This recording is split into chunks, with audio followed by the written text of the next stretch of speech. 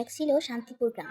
সে গ্রামে বসবাস করত গোপাল এবং তার স্ত্রী তানিশা। ঘর থেকে বের হয়ে গোপাল বলল, বউ, তুমি এবার সাবধানে থেকো, আমি একটু মাঠে যাই। গোপাল এবার দৌড়ে দৌড়ে মাঠে যাওয়া শুরু করলো। হাই হাই, এইগুলো তো সব ফুল খেয়ে ফেললো, যা এখান থেকে। এবার সে ফুল তুলতে শুরু করলো। কিছুক্ষণ খেতে না থাকলে তারা সব ফুল খেয়ে ফেলিস। বাবা বাবা চলো না, মা জানি কেমন করছে। এবার তাহলে আমার ঘরে নতুন মেহমান আসছে। বাবা বুড়িমা তো ঘরে ঢুকেছে, তুমি কিছুক্ষণ দাঁড়াও। আমার মেয়ে হয়েছে। হ্যাঁ গোপাল, তোমার মেয়ে হয়েছে, কিন্তু তোমার বউটা মারা গেছে। হাই হাই, এ আমার কি হলো? এখন আমি এদেরকে কিভাবে মানুষ করব? তারপর বুড়ি সেখান থেকে চলে গেল।